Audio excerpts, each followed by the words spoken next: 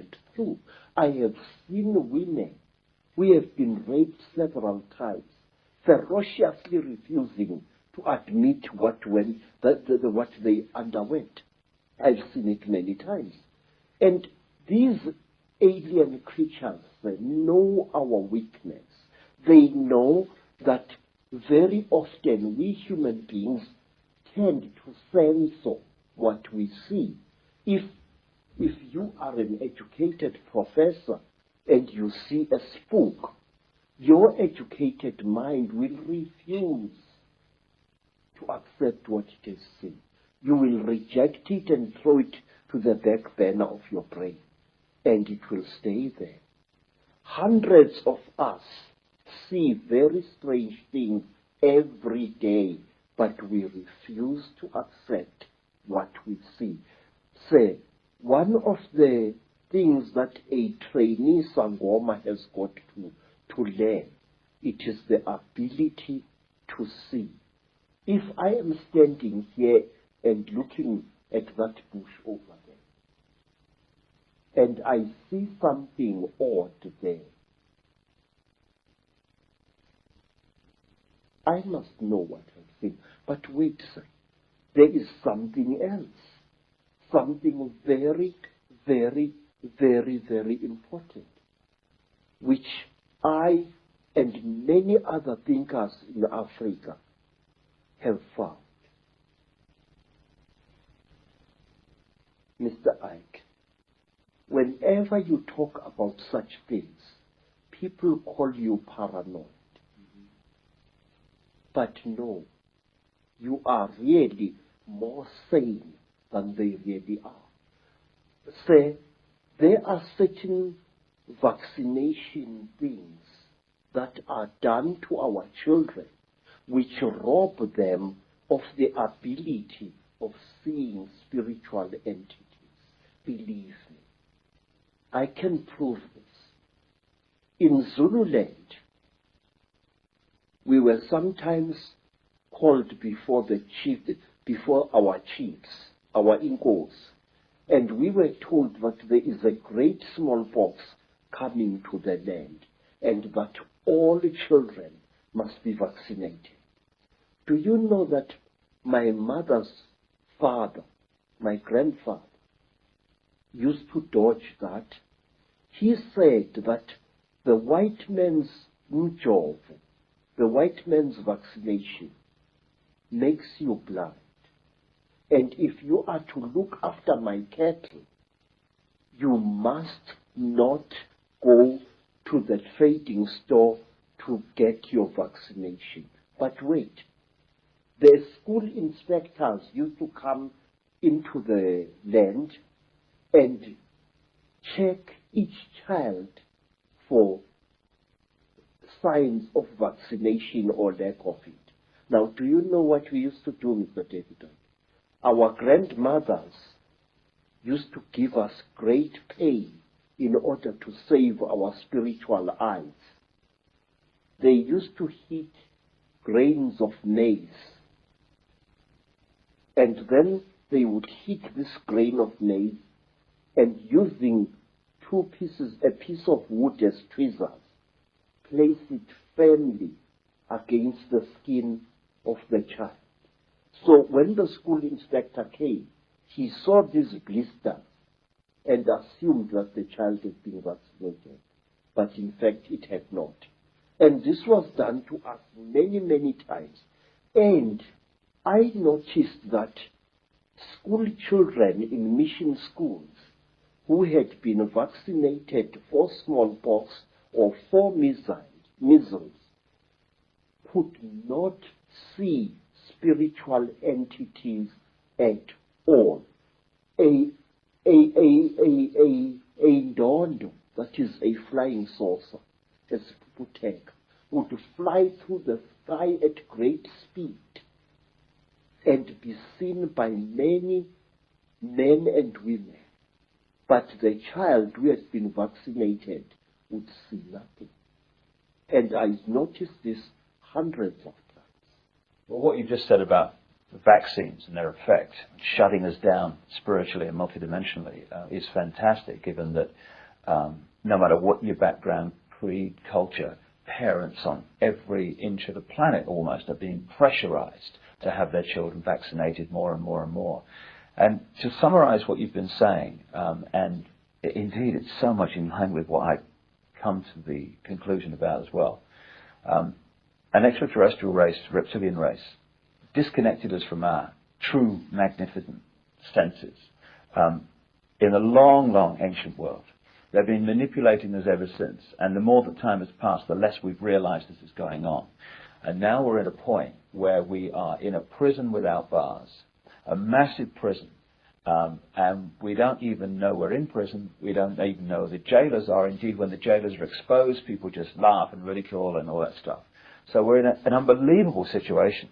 And we're in a jail we deny we're in. And there are jailers we deny exist. And we call it freedom. Yes, sir. Yes. You know, Mr. David, one of the reasons why I've joined forces with you is because I have serious reason to believe, and I will repeat these words until somebody shuts my mouth in death. I have serious reason to believe that on this planet, things are coming to a head, and our invisible jailers are going to fight tooth and nail to prevent this. Say, our people say that the blackest night often heralds the brightest dawn. The human being, captive as he is, slave as it is trying to fight back. And this is where the crunch is going to come. I believe that we are not far away from the bloodiest crunch in the world. And I will tell you, my visions tell me that we are going to be struck with the most terrible sword of all, the sword of money. Something is going to be done to money which will bring us all to the level of beggars. And do you know why, sir? Let me tell you. I used to work for big game hunters in Kenya. And one of them was an Italian gentleman. This Italian gentleman was such a powerful hunter, a white hunter. He used to shoot 2 bull elephants a day in Kenya, and he used to celebrate the shooting with a huge bottle. He called it a magnum of wine. I remember him pouring some of the wine onto the heads of the dead elephants. And then, one day we went with this man to the land now called Rwanda, which used to be called Rwanda Urundi. We went up the mountain, and there, accompanied by pygmies, he shot a gorilla, a huge ngangi with silver fur all along its back. And the great beast died so bravely that this Italian hunter started weeping like a woman. He fired us, told us that the job is finished, and he never hunted again. Sir, what I'm trying to tell you is this, that something inside us human beings is beginning to fight back against the Chitauri. Something inside us human beings is beginning to say no. And the Chitauri are going to drag us all right into hell itself in order to restore their power over us. Let me show you. Who would have thought in the 1950s, during the time of the Cold War, when everybody was expecting a bloody Third World War between Stalinist Russia and the Western nations, when British, American, and even Russian nuclear bombs were exploding all over the place, who would have thought that a few decades after that, there would come a time when a group of young men and women, the people of Greenpeace, would sail their ship, the Greenpeace Warrior, into a nuclear zone to prevent the French from testing one more atomic bomb. This tells us that something inside the human soul is fighting back.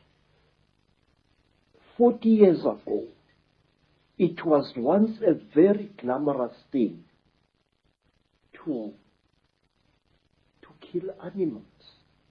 Today, a big game hunter like my Italian friend would never dare show himself in some hotels.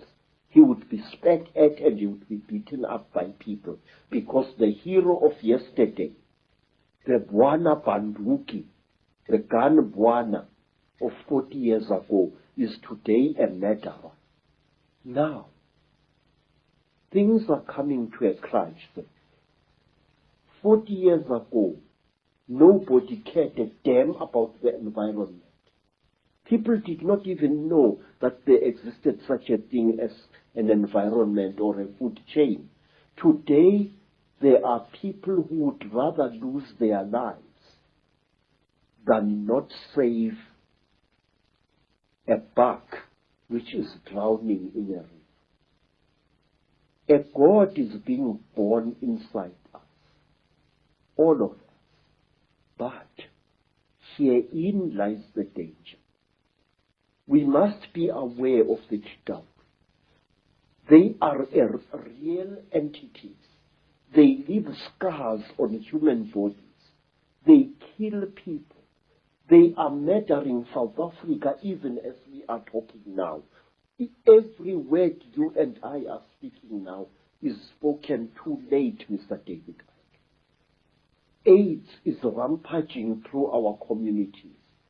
And I have found a new disease in Botswana, which nobody is talking about even. It is 20 times more vicious than AIDS. It is called Ebola. Oh my God. And we must please be aware. Let nobody laugh when we talk about conspiracy theories. But there is one thing, sir, that I beg that you and others like you should discard. Una momento, as they say in South America. Stop calling the conspiracy a theory, sir. Theories do not kill people, Mr. David. Theories do not murder innocent children. Theories do not put multiple murderers of Kabila's stripe into power in countries. Theories are just ideas floating in the air. The conspiracy is real. It is there and it kills. The staggeringly intelligent, the staggeringly wise, and the staggeringly knowledgeable Credo Mutwa. And his knowledge the world needs to know. Not only is Credo a man who has gathered this enormous knowledge together, he's a man with the courage and the foresight and the wisdom to know that the world needs to hear this, even though most of the world, particularly those who run the world, don't want anyone to hear this. But if we're going to be free, and we are, then we need to know all there is to know, and not just that which the few want us to think is the world, when a very different world is unfolding all around us every day. In the next video, we're going to be taking the story on with Credo and showing how these reptilian bloodlines and this Chitahuli, this reptilian group, expanded their power across the world took over Africa and other great continents, and today are the ruling elite that controls planet Earth. And by knowing that, and by knowing how it's done and how it works, we can take control and power back into our lives from those who have controlled us and this planet for thousands of years. It's a great time to be alive. From Africa for now. Thank you, and thanks for listening to A Remarkable Man.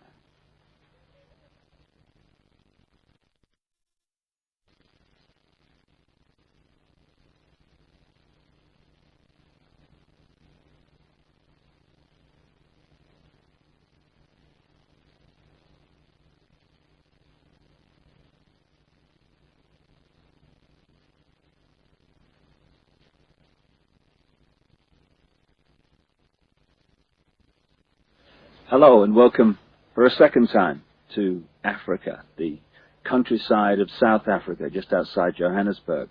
For the second in our series with Credo Mutwa, the Zulu Sanusi, or shaman, as many people around the world would call him, the keeper of the history, the true history of Africa and the Zulu people, and the official storyteller, in other words, the carrier of the knowledge, the symbolic stories of the Zulu nation.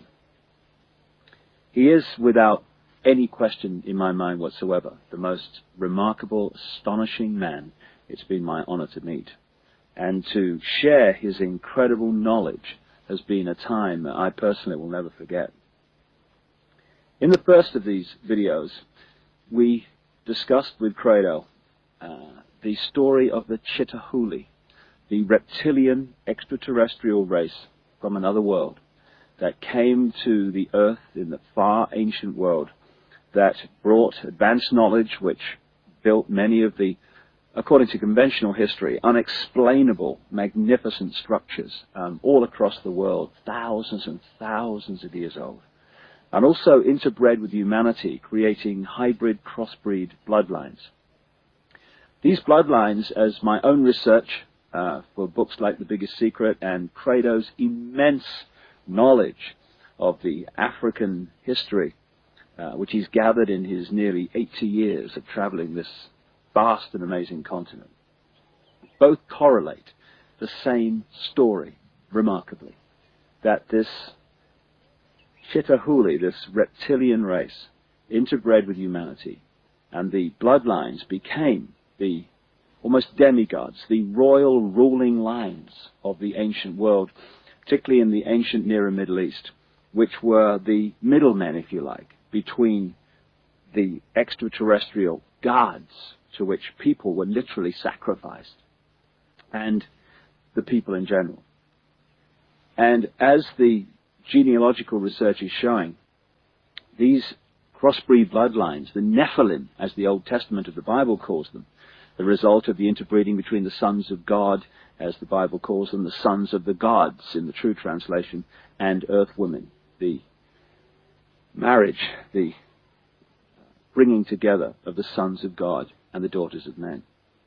This Nephilim crossbreed race, as the genealogy has shown, came out of that area and into Europe to become the aristocracy and the royal families of Europe, and then through the British Empire became the ruling bloodlines of most of the world. In fact, today, almost all of the world. Like the 42 presidents out of the hundreds of millions of people who have been Americans since the Declaration of Independence in 1776, 42 have become president. They're all related. What? And they go back to these ruling aristocratic families, which eventually go back to the crossbreed, interrelationship, intercourse between the Chitahuli, the Anunnaki, as some accounts call them, and human beings. And it's the British Empire that we're going to talk about now in its relationship to taking over the planet in a way that today is now global. The British Empire became the British Empire because this network of bloodlines, which had become known as the Illuminati, centered itself in London at operational level, particularly after the arrival from Holland of William of Orange, who became King of England in 1689. And from that time, he signed the charter that created the Bank of England, and the banking system as we know it started to expand and emerge. But from that time, the British Empire and the other European empires came into being, and they took the planet over. Now, one immensely important area that they completely controlled and raped was the fantastic continent of Africa. And to look at how Africa was taken over by this Illuminati, Chitahuli reptilian crossbreeds, and indeed the reptilian race itself that's behind it all, is to see how the world has been taken over, the methods used, the way it was done, the manipulations. And what we're going to talk to Credo about now, among many other things, is the way that the continent of Africa was hijacked by the Illuminati. And I asked him first to tell me the story of how this great continent was taken over.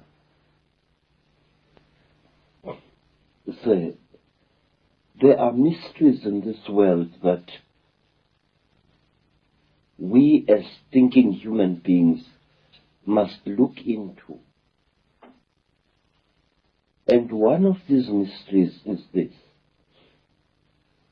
There is overwhelming evidence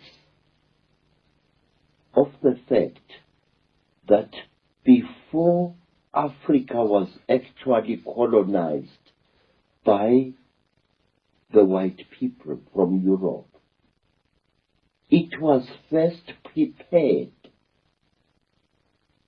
by strange people for this colonization. When the first Portuguese ships started sailing around the Cape of Good Hope, strange beings appeared amongst our people, strange human-like creatures, usually creatures of great height, abnormally tall, human-like beings, some of them with only 1 foot, appeared amongst our people, and they started doing things there which made it easier for the colonialists to invade us and to conquer us. What were they like in terms of their color and skin, Credo? We do not know, but there are those who described them as very, very white, chalk white in appearance. This went on for so often that it became traditional to our people to represent these beings with white chalk. You found masks amongst our mask makers which were smeared entirely in white chalk to represent these creatures. These creatures were usually about 8 feet tall, very, very slender, and they used to wear robes made of the tanned hides of certain type of antelope, usually the intensely black sable antelope. What name did the people give to them? We gave them the name Izilo Zengubo, the beasts of the terrible blanket. These creatures were dressed exactly like Christian monks,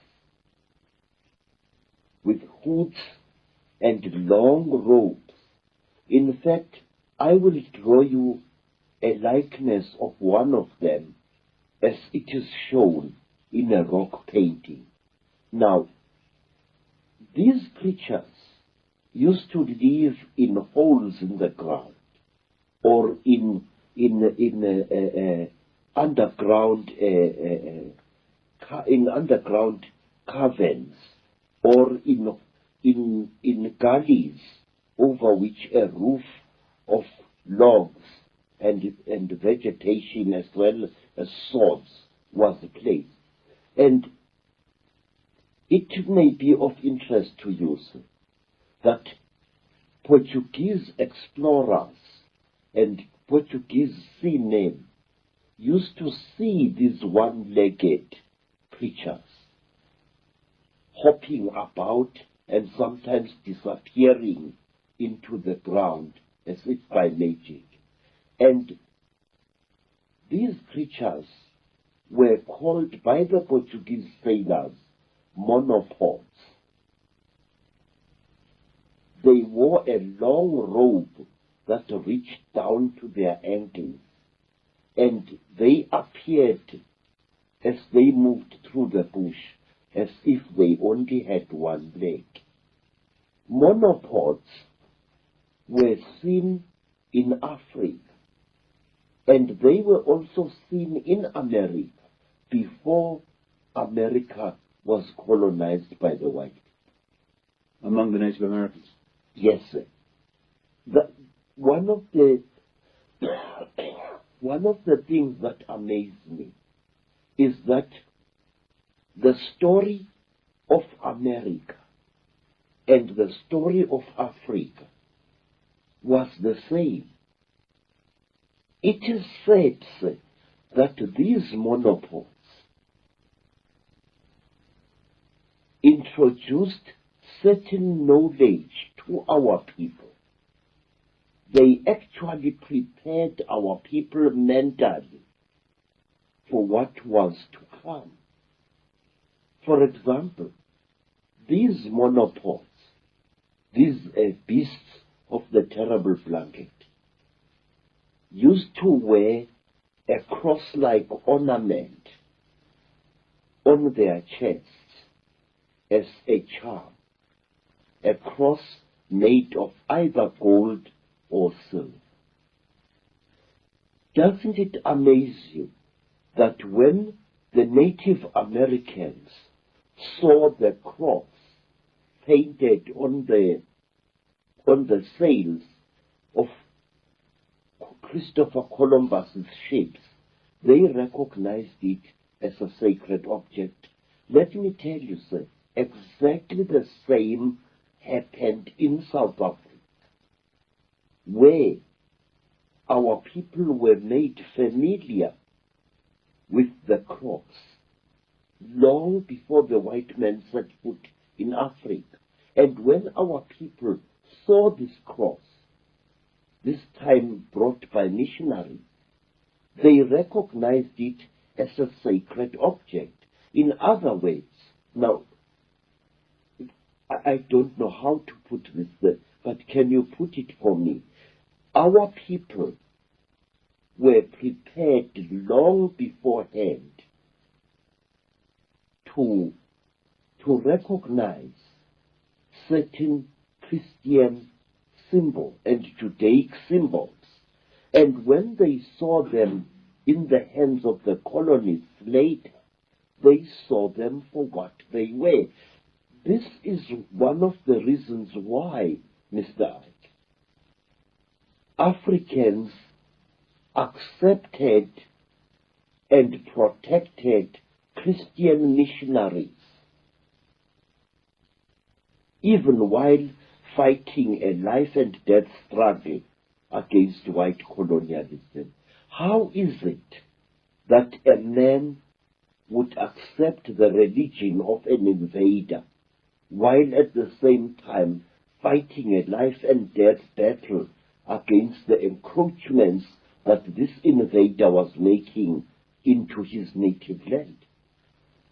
This happened in America, and this happened in Africa, and the sources of this acceptance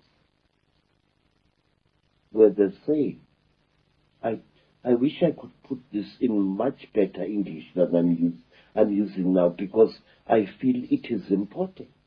I think you're putting it very clearly that it seems that this Chitahuli were going around the world preparing for the occupation from the Illuminati center in London and Europe of these various areas like Native America and Africa. Yes, sir.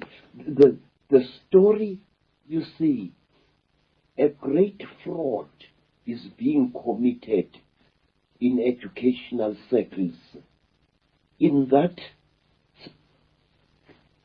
the educationists in their ivory towers force our young people to look at the colonization of Africa and America as if they were two separate incidents.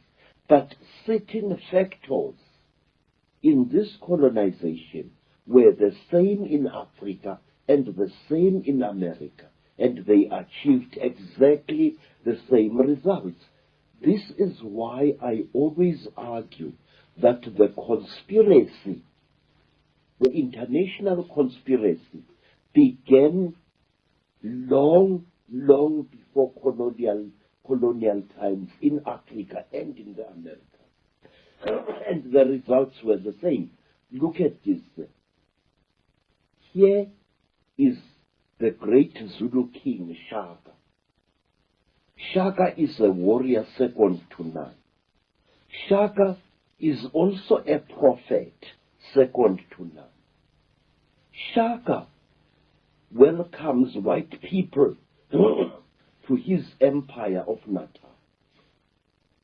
Shaka allows missionaries to operate freely through his country. And when Shaka dies, before Shaka died, he warned his half-brother Dinga that he must under no circumstances attack the white people, and that he must allow missionaries to operate freely amongst the Zulu people. In fact, during the reign of King Dinga, Shaka's half-brother, two missionaries, Reverend Halstead and Reverend Owen, had a mission station within sight of King Dinga's great village. But wait, sir, let me point out one thing. These missionaries were converting our people to Christianity, and they often went out of their way to criticize and undermine the king's authority in the eyes of their converts.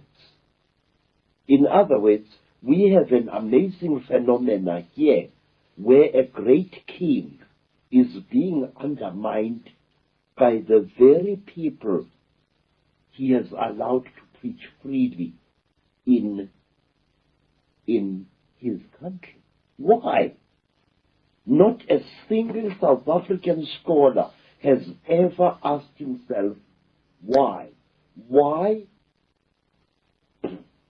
were our people so seemingly stupid as to allow a foreign religion into their country?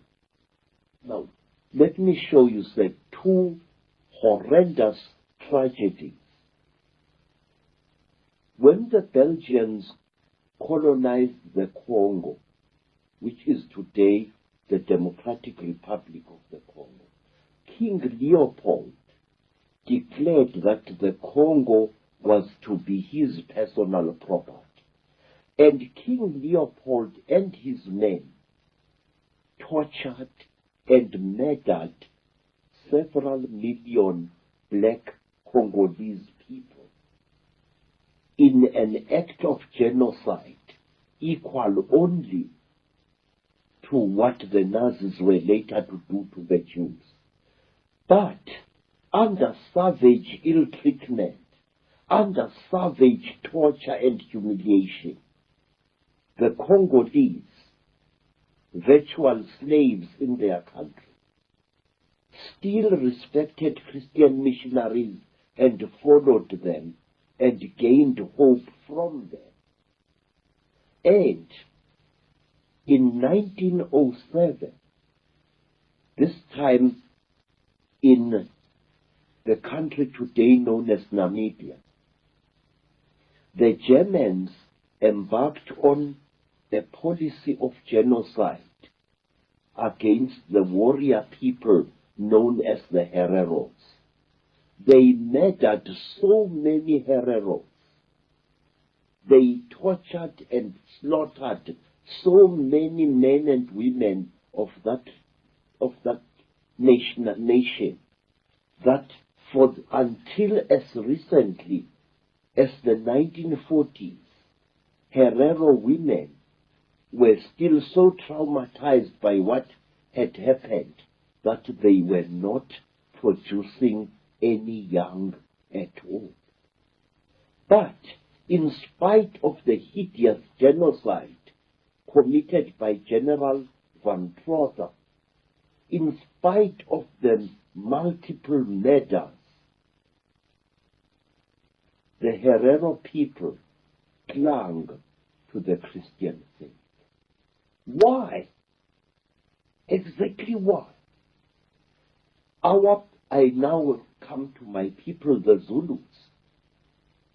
When King Dingaan murdered the four-tracker leader Piet Retief, the act was watched by Reverend Owen and Reverend Halstead from their mission station, which was built on a hill overlooking King Dingaan's great village. Halstead and Owen, unharmed by Dingaan, decided to flee from the place after that. And Dingaan was deeply sorrowed that his favorite preachers had decided to leave him. And King Taitwayo, the warrior king who won the Battle of Isandlwane in 1875 or thereabouts, never harmed missionaries. And a king who followed Taitwayo, King Dinizulu, who was brutally tortured by the English, had a great friend in Bishop Colenso, a Christian bishop, and his daughters, one of whom was called Mary. Although he had suffered so much at the hands of the British authorities, King Dinizulu never abandoned his white Christian friends. They comforted him, and he depended desperately upon them and their Bible in his darkest hours. Would the same basic story, Credo, be true of how the British, or the Illuminati based in Britain, took over Australia too? Yes, I have found exactly the same stories. The Aborigines, like Africans, were deliberately softened up long before they were colonized by the white people. There were men, mysterious men, who often posed as gods, who undermined the will of the Aborigines to resist the encroachment of the colonialists. It's also interesting that Captain Cook, who is the guy who's supposed to have, quote, discovered Australia and New Zealand, that area of the world, yes, was actually sponsored and funded and in fact controlled by the Royal Society, which was a Freemasonic and is a Freemasonic science operation based in London. Yes, sir. Let me show you another interesting thing. There is a man I have been investigating in a vein for over 40 years now. a man who committed acts of hideous genocide upon our people here in South Africa. A man of whom historians are so fond that he is practically a white cow whom you may not dare to point a finger at. If you see me sitting in front of you, a man who was demonized over 30 years ago by the South African news media, it was because I asked questions about this white man, Sir George Grey. Who was Sir George Grey? What was he? Was he a Freemason?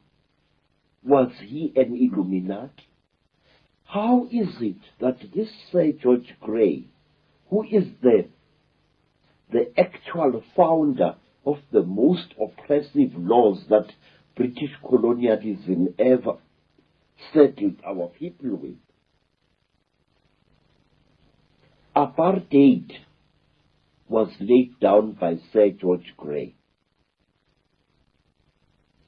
The carrying of identity papers was laid down by Sir George Grey in the 1850s, in the last century.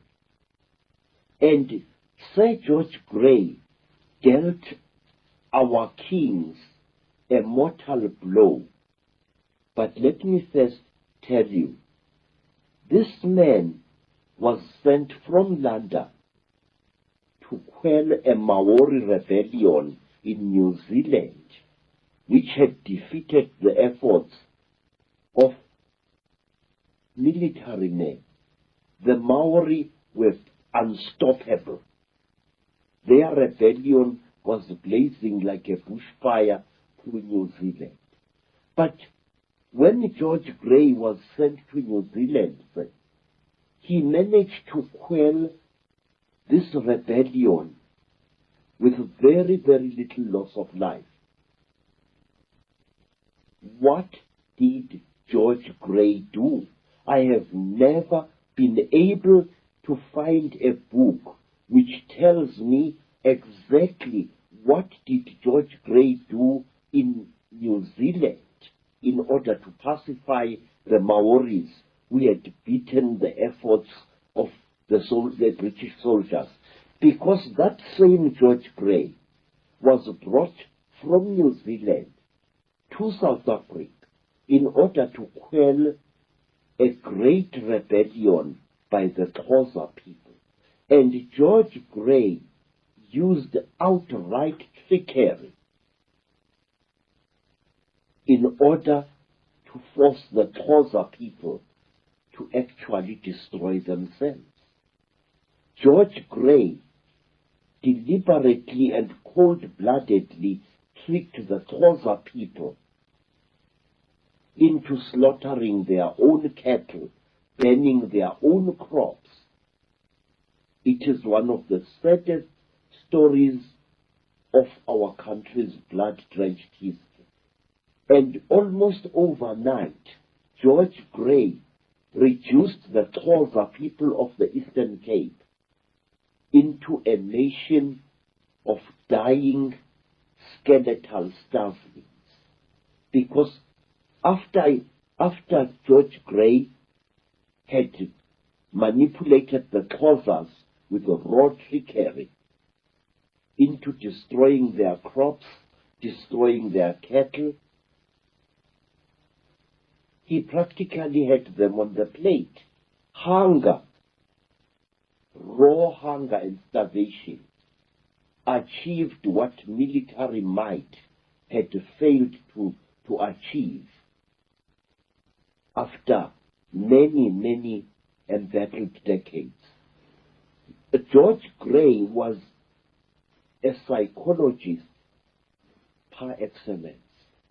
George Grey was a trickster who knew the native races and he knew how to exploit their beliefs to bring about their own destruction. Let me show you what Grey did. One day,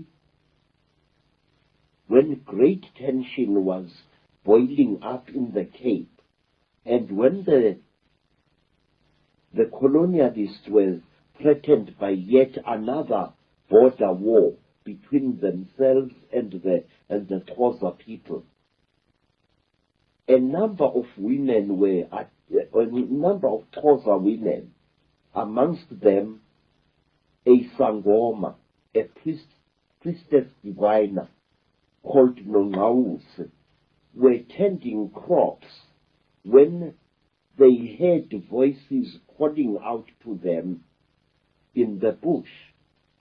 Nongawuse, because she was a spiritual person and a healer, responded to these voices. She went together with her sister Nonteto to investigate, and they found a deep hollow in the ground, and from this hollow they heard the voices coming. And as the women knelt next to the hollow, the three amazing figures emerged from the grass. Tall men wearing long black robes made of animal skin, with very big hoods on their heads, appeared out of the hollow, and one of their faces were painted white, or so it seemed to the terrified Xhosa women. And these men were unusually tall. And they told the woman, Nongawuse, whom they distinguished by her attire as a traditional healer, that she must go to the Xhosa people and tell them to start killing their cattle and start destroying their crops. Mr. Ike, I want to show you this book, a book which was published many years ago, a book written by me, and which made me one of the most hated black men in South Africa by the white establishment. In this book, I write, amongst other things, about a man called Sir George Grey. And in this book, I questioned certain things about this man, because Sir George Grey was the creator of race discrimination and apartheid in South Africa. Apartheid was not really created by the Afrikaners.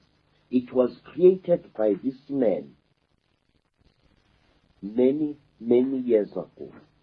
Well, Sir George Grey was Illuminati, a black magician, and fits the bill exactly with what happened in all these other countries you're talking about. Say, when I questioned, when I raised questions in this book about Sir George Grey, I was savagely attacked by nearly every professor in various universities of South Africa. The intellectual prostitutes. Yes. The liars in ivory towers, as I call them. I said that the Xhosa did not commit suicide in 1857. They were murdered. They were manipulated by Sir George Grey into destroying themselves. Isn't it interesting, Credo? I've noticed this myself, that the story you just told about how those people were manipulated to kill their cattle and what have you, is mirrored again and again in the story that has spawned religion after religion. I mean, whether it's Mohammed or whether it's Joseph Smith with the Mormons, again and again, the initiator has a vision or an interaction with some guard figure or angel and bingo, they get told to do certain things, and the rest is history. Yes, sir. And what is most interesting is that these interesting angels have suddenly disappeared in recent times. You no longer hear of an angel coming to tell some prophet to establish a new religion. No. Where have they gone? They carefully choose certain times. Now, Sir George Grey, let me go back to him. He manipulated the Xhosa people into killing themselves. And a poor woman, Nongawus, became the scapegoat, because in every evil thing that has been done in Africa by the white colonialists, as well as by the Arab colonialists, there are always black scapegoats who are left holding the blame. And in this case, Nongawuse was. According to South African official history books, we are told that Nongawuse had a dream that her people must kill their cattle, her people must destroy their crops. And as a result of Nongawuse's dream, thousands died.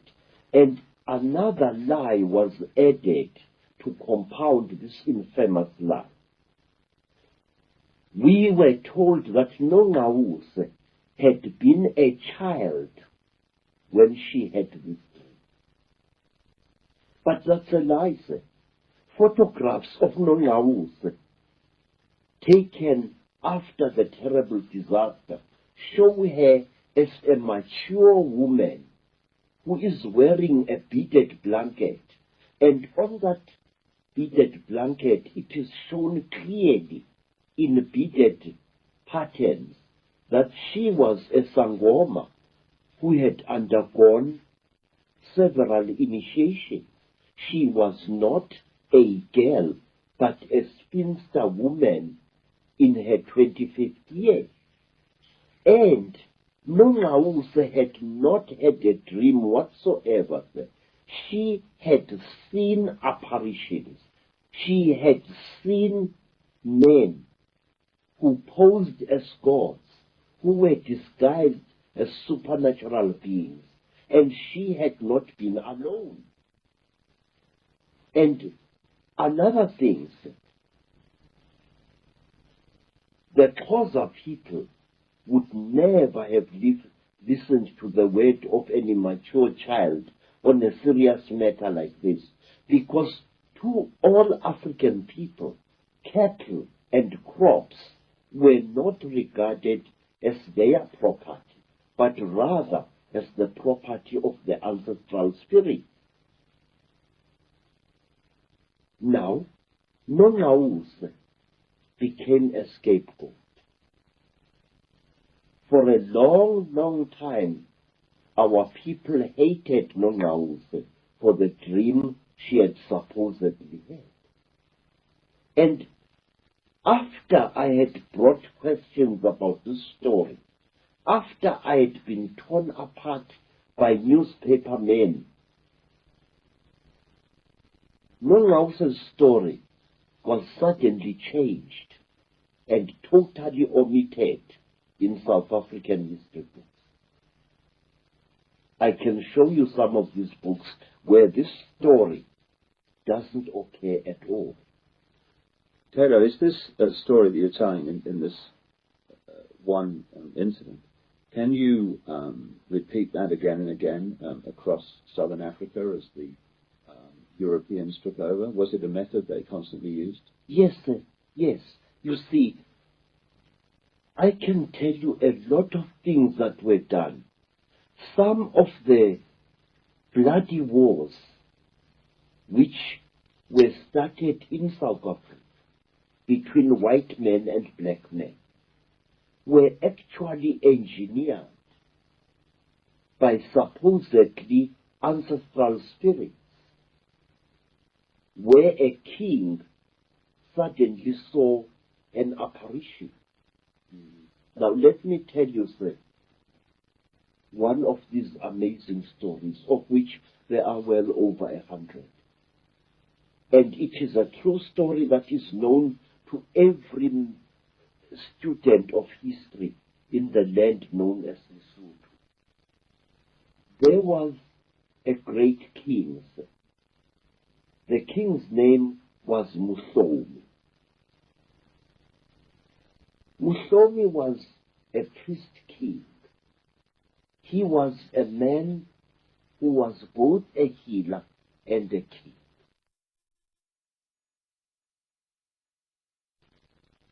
Musomi was getting old, and he had received many wounds in battle, fighting to protect his people against invaders.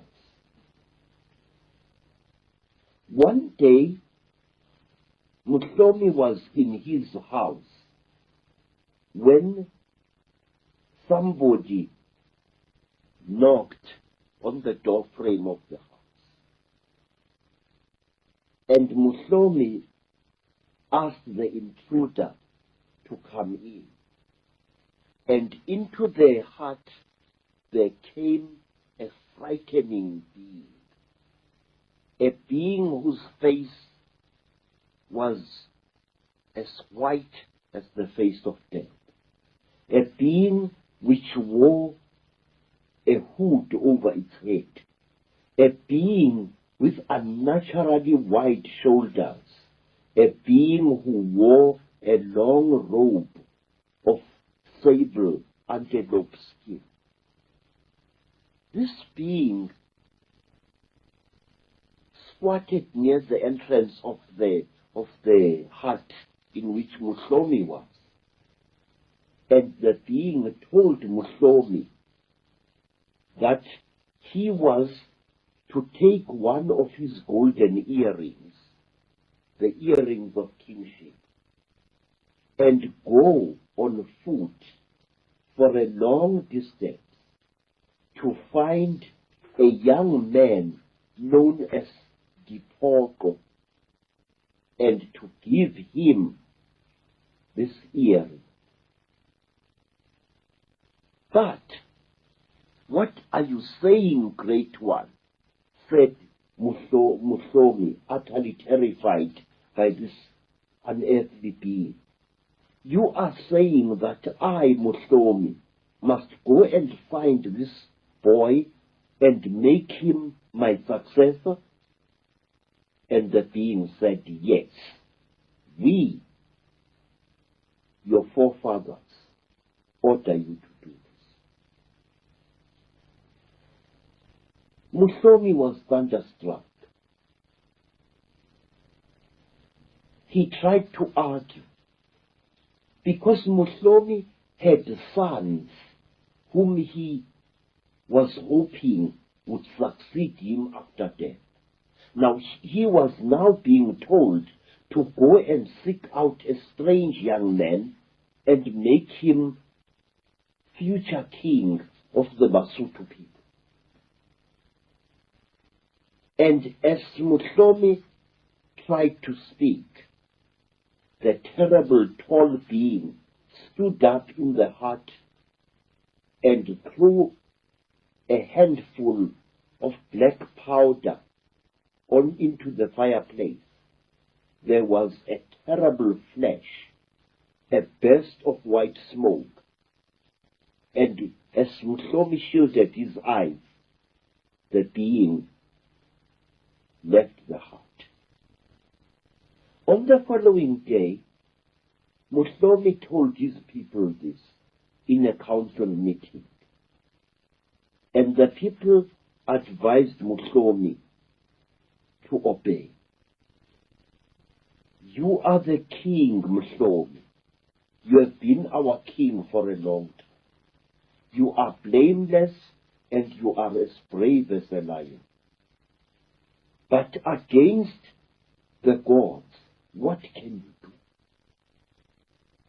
And thus it was that King Mushomi was given a tame ox by his people, and he rode on the back of this ox, accompanied by 2 of his best warriors, and he went out to seek this strange boy whom he had been ordered to make future king of the Basutus.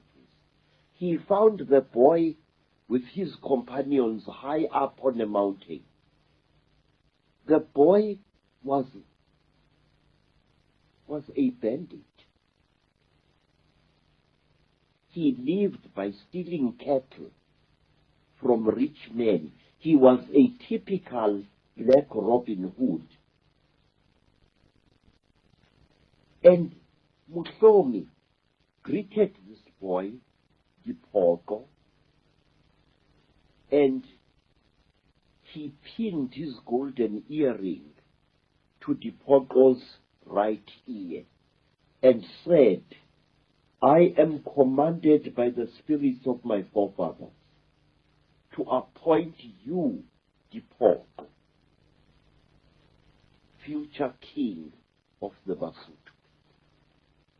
I am told that you are going to make this nation great.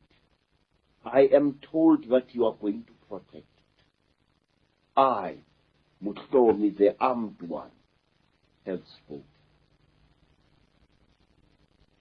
Mushomi left Dipogo, and Mushomi sickened and died some time later.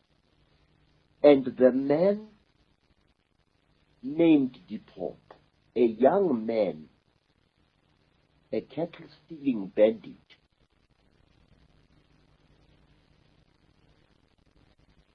became known as King Mushweshwe, the first of the Basutu. As the so-called God had spoken, it so did happen. Mushweshwe, who had now discarded the name of Dipogo, which means disappointment, and assumed the name Mushweshwe, which means the barber or the beard shaver. Mushweshwe himself started seeing visions, and he started obeying the instructions of these visions that he should build a great nation out of the Basutu nation.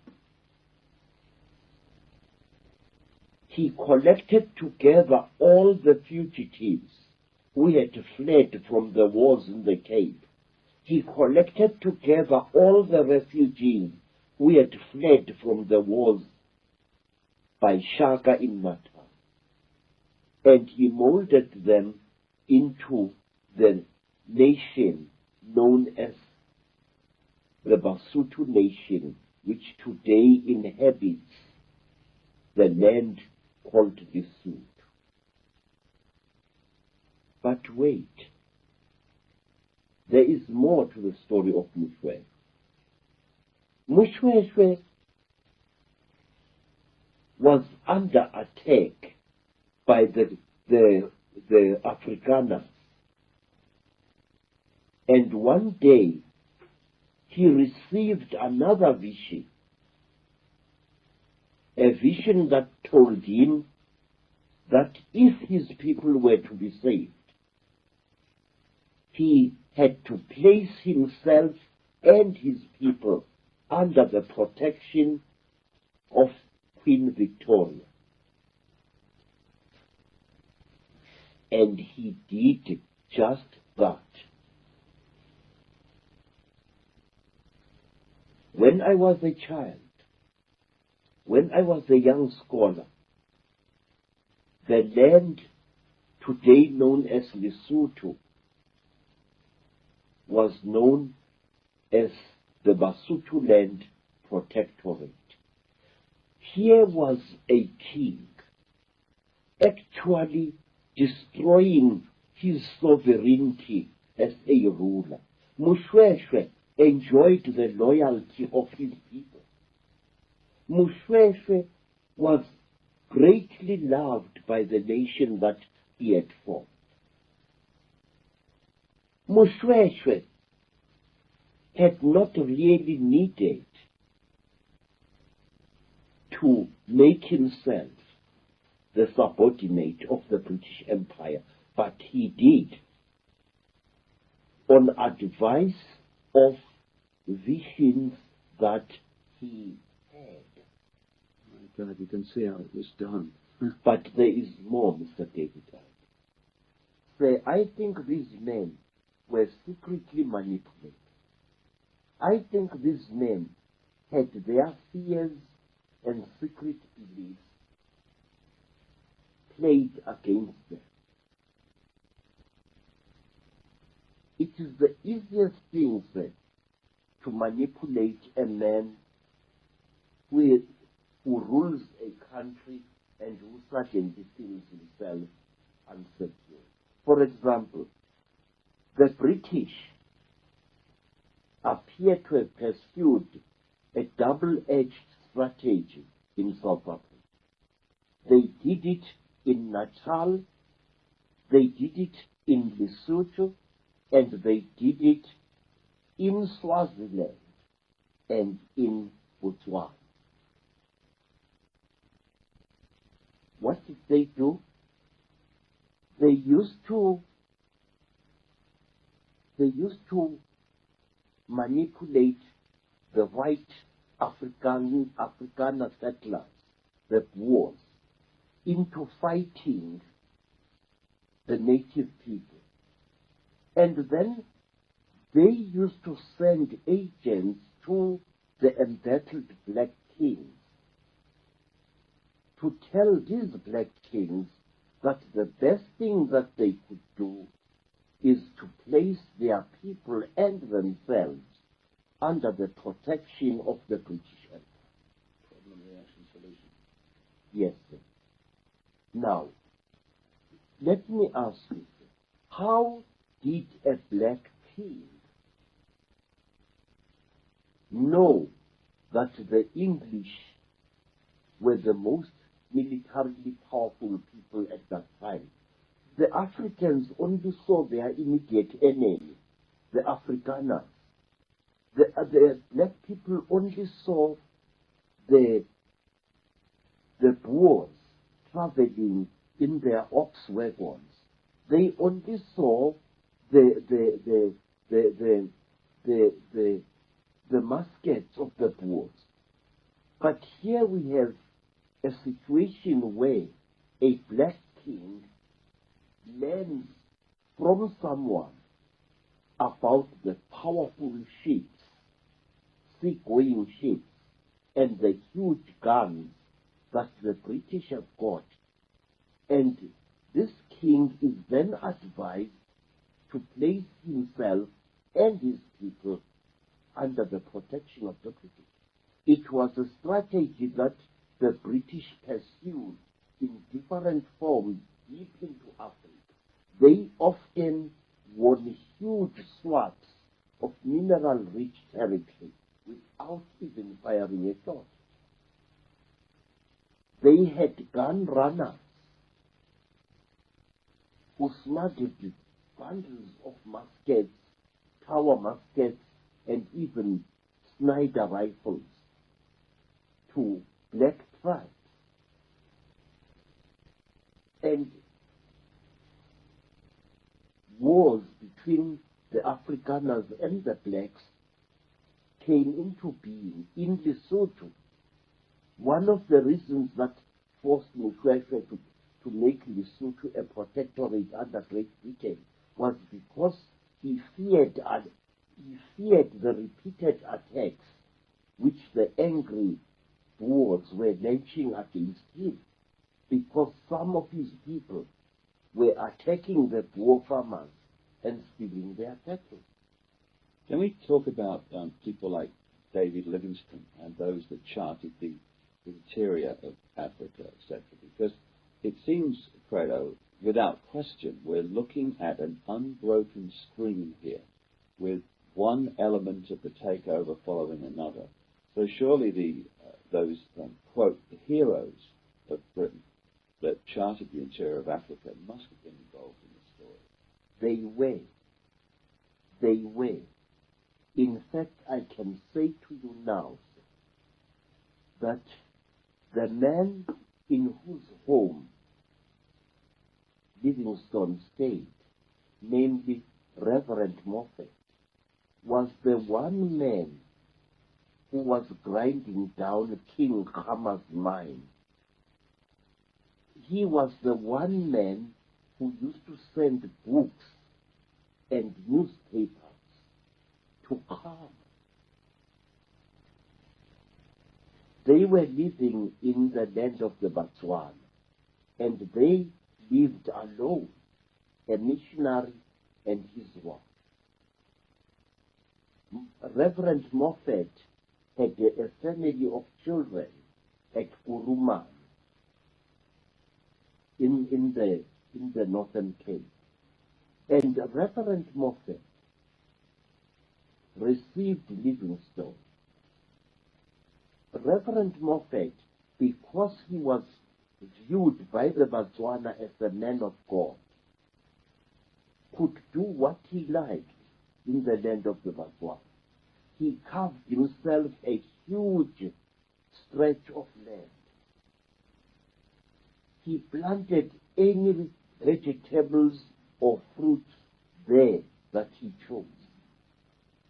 Early in his arrival, he found that area teeming with buffaloes, which is why it is called Kuruma. It's really a corruption of the Botswana word Udumane, the gathering place of the buffalo. Moffat used to welcome explorers and hunters, many of whom traveled alone through South Africa. And these hunters and adventurers, people like Reverend Campbell and others, were going through South Africa, exploring. Some of them wrote books about the local customs and the local tribes that they encountered. And I think these explorers were much more than what they seem. So how is Christianity used? We talked about the fact that the beasts of the terrible blanket, these strange people that appeared before the Europeans, had introduced all the symbols and what have you that prepared people for Christianity in Africa. How was it used once the Christianity people, the Christian religion arrived? I will tell you, sir, from what I saw as a young child, the Christian religion, or rather the missionaries that brought it, behaved like dictators. They ill-treated our people. They humiliated them.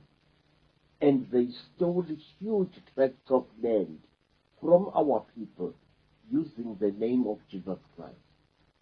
I want to give you this historical fact, sir. If you go to Natal, near Durban, and you come to a place called Marian Hill, near Durban, you will find one of the biggest and one of the oldest mission schools in South Africa. Marian Hill sits on huge tracts of land. These tracts of land were stolen from the Zulu people by a missionary called Timlet. And even to this day, the people of Marian Hill can tell you that that man was not just a missionary, he was also a crook and a pitiless exploiter of the black people. He was a monk, but he was much more than a monk. It was said that this Chimlet worshipped not God, not the Virgin Mary, but Satan himself. So that fits like a glove from the way the Illuminati were. And the other thing that must have happened, fundamental in so many ways, is that the original knowledge, the knowledge that you carry and people like you carry, must have been destroyed, pushed underground, and basically the true story of history lost. Yes, sir. Let me tell you what the missionaries did.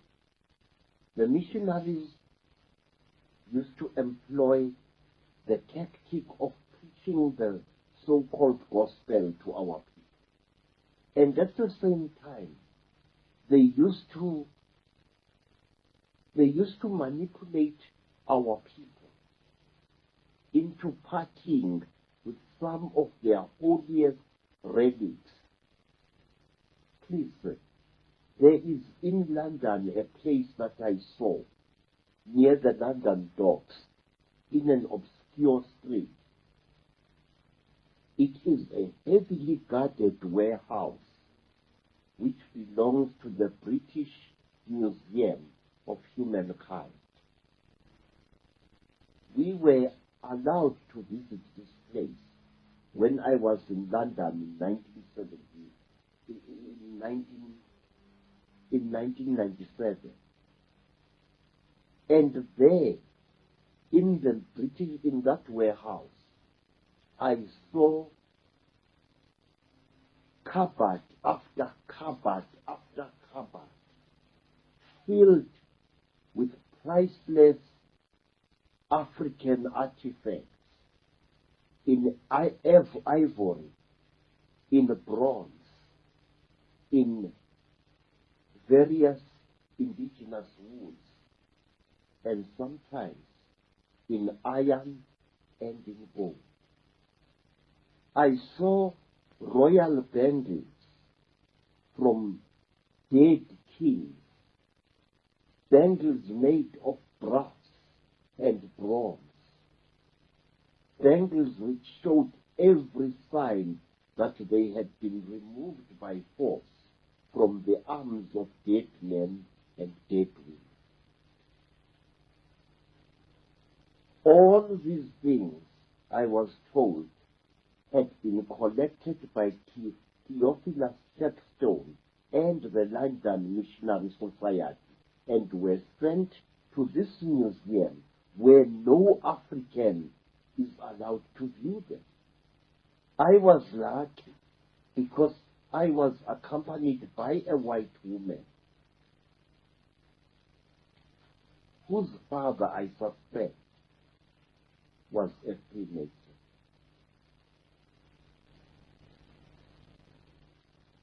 Now, let me tell you, sir, what the missionaries did also.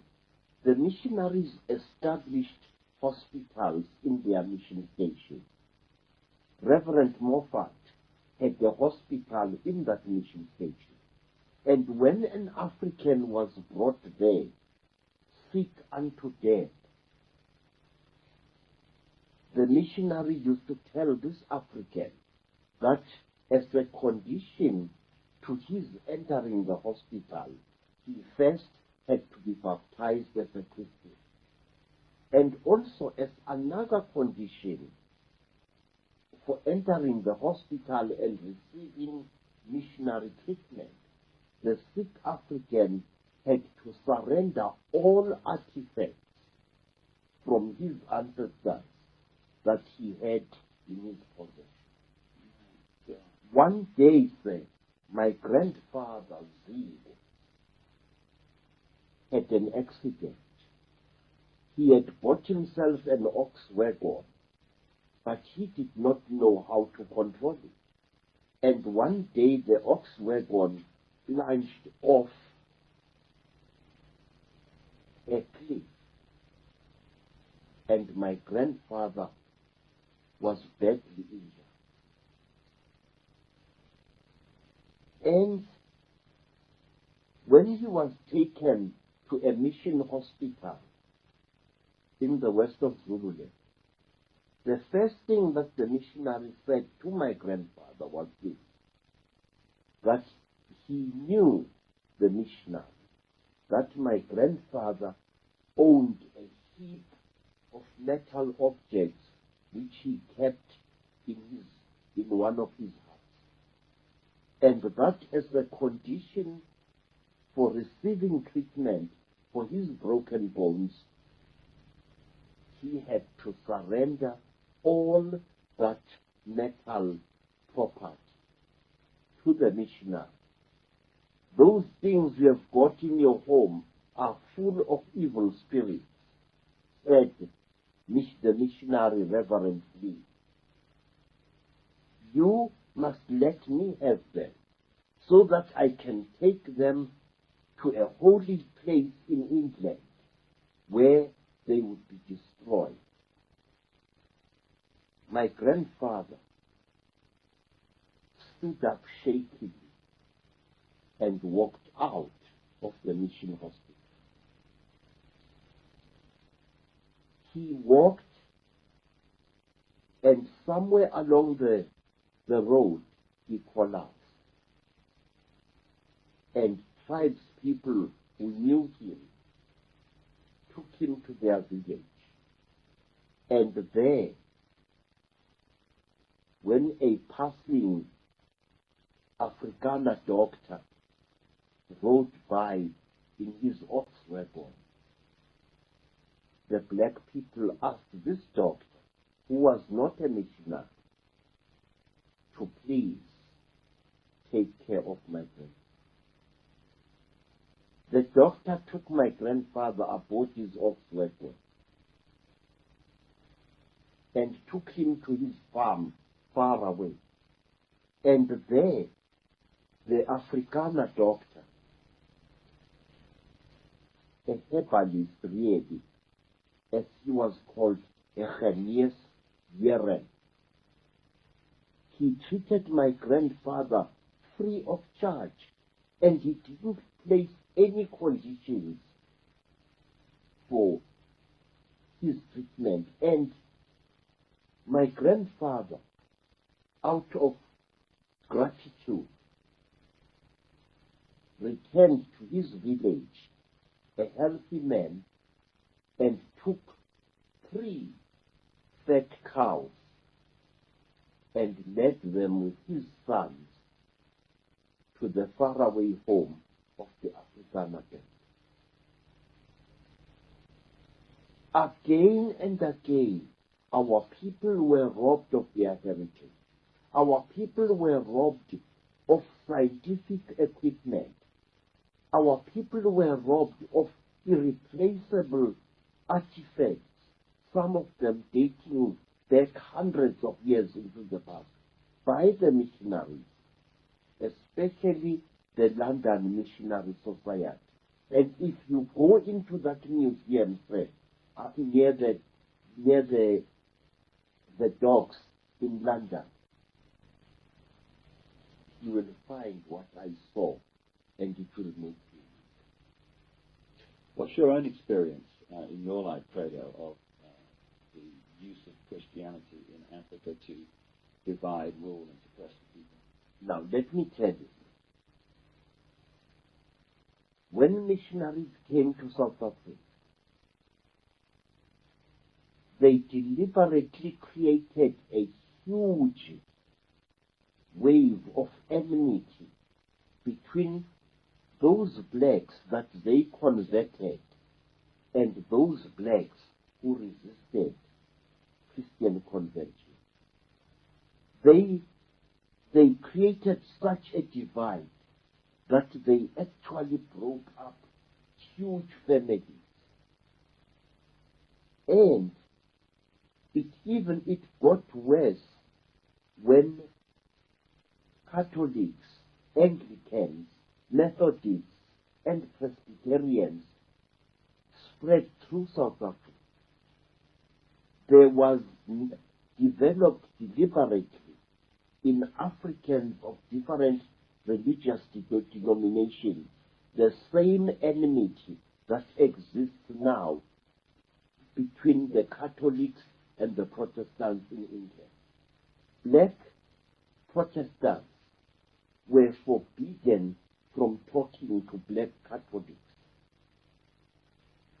Black Wesleyans did not even ask the time of day from black Presbyterians.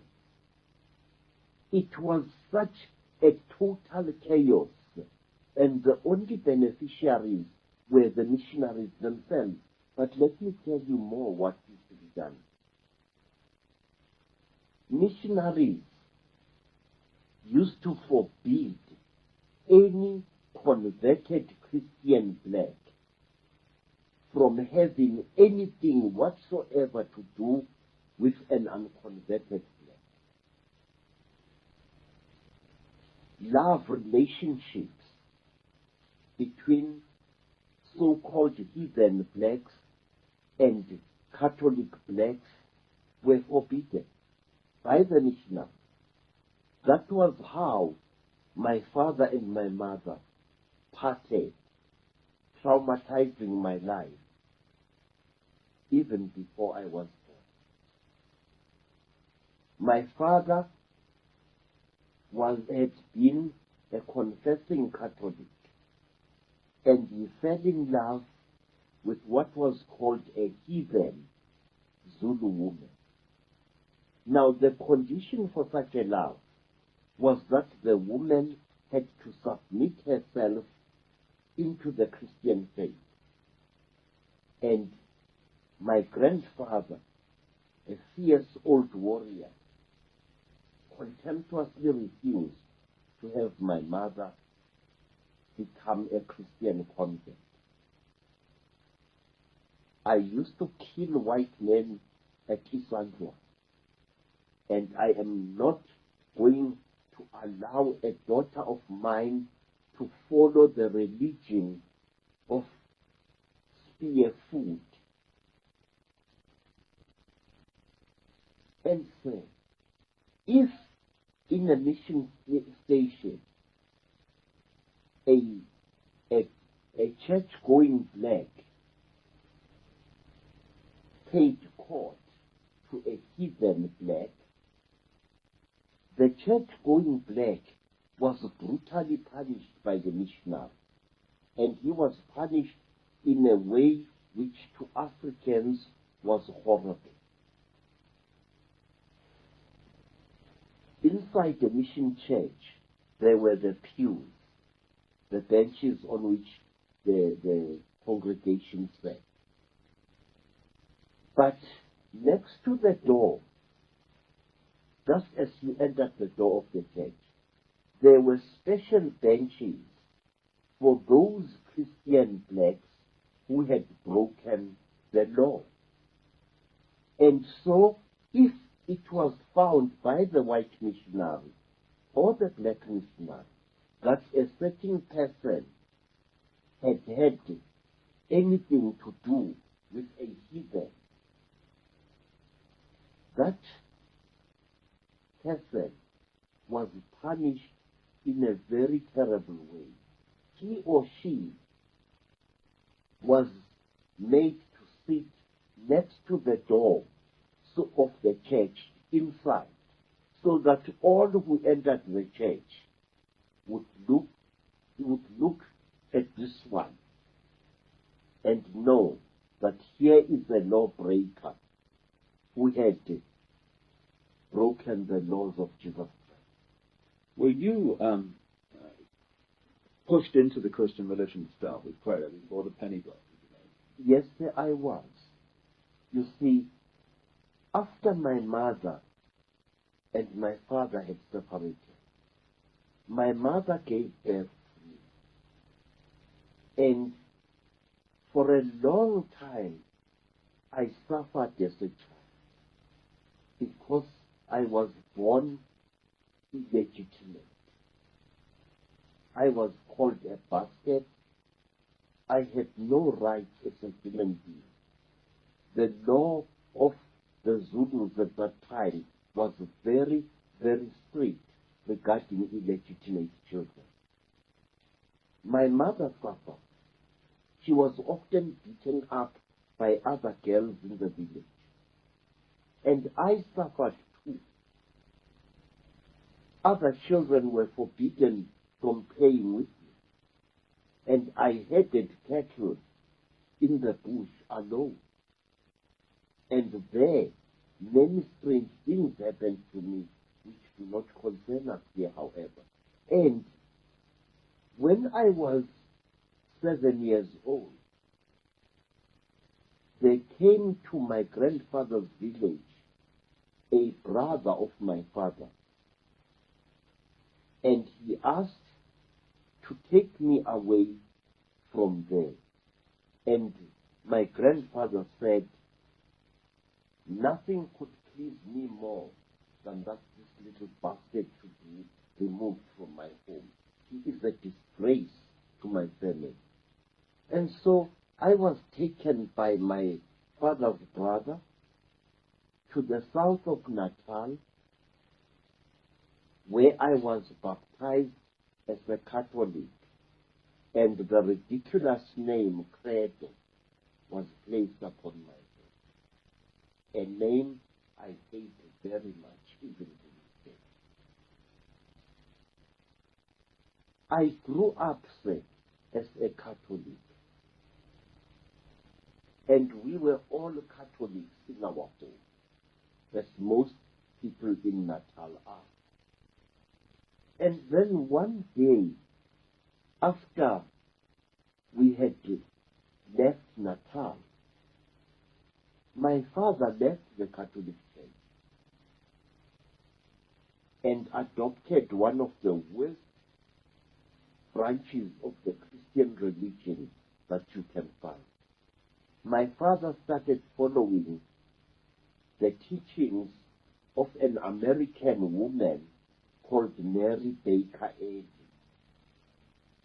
She, who was the leader of the Christian Science Church. Under the laws of the Christian Science Church, you are not allowed to take medicine under any circumstances, no matter how seriously ill you are.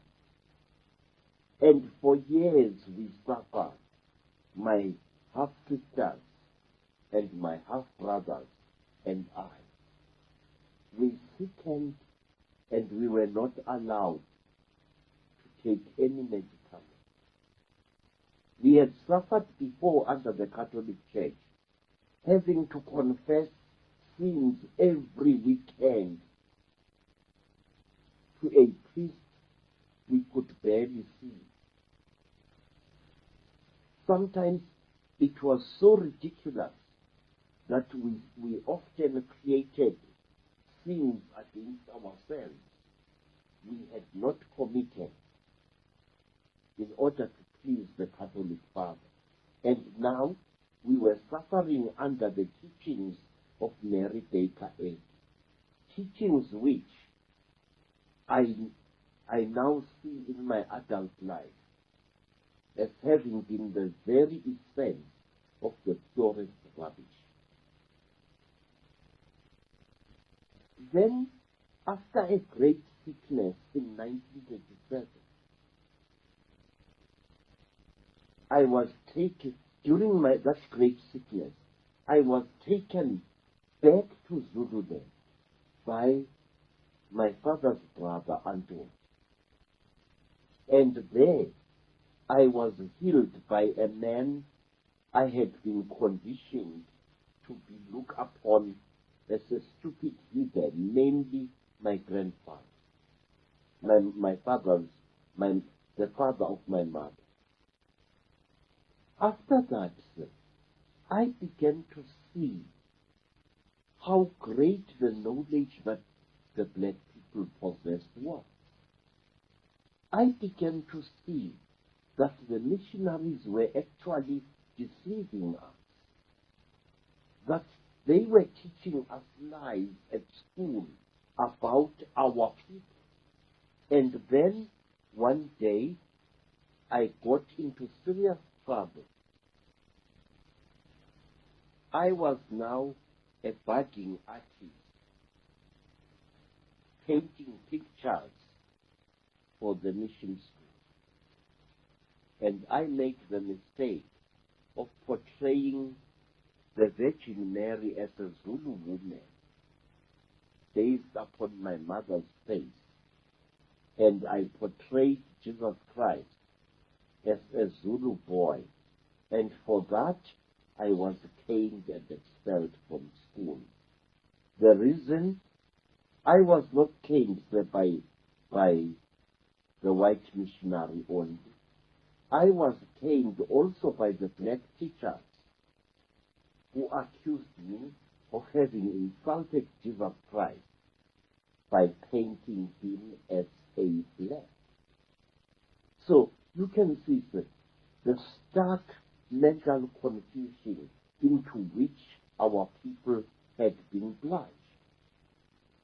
Men caning a boy because he had painted Christ as a black man, and saying that by blackening Christ's face, this boy had blasphemed.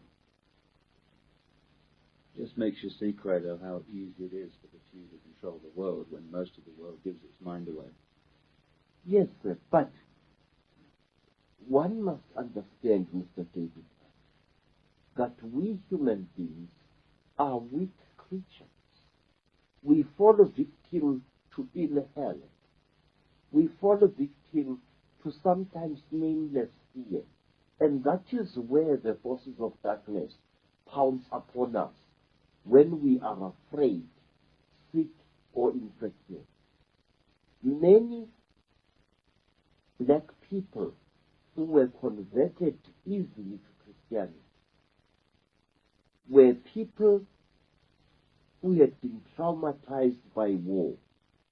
You see, during the great Zulu wars in Natal, thousands of black men and women used to run away from Zululand to Durban, where huge refugee camps, bigger than anything we have ever seen in Africa, soon blossomed. These refugee camps were fertile ground for Christian missionary operations. These refugee camps were places where many a self-seeking missionary was sure of walking away with several hundred converts. Fredo, all these methods we've been talking about here can be connected to this one stream, unbroken under different names, that came out of London.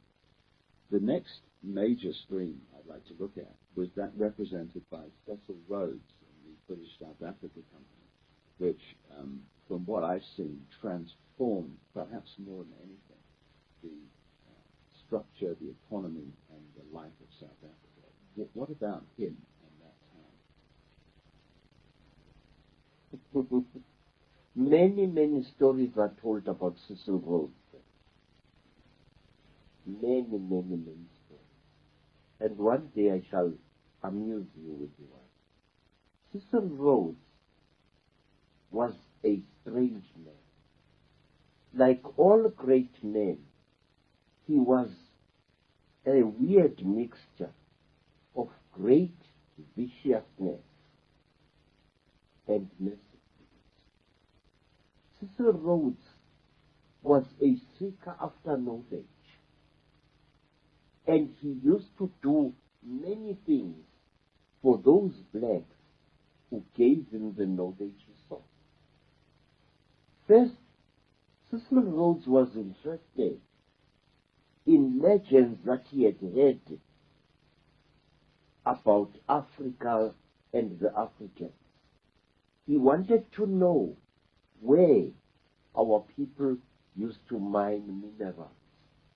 And his men used to go from village to tribal village, carrying cheap blankets, traveling shawls, and Stetson hats to bribe tribe people into showing them where mines were, ancient African mines were.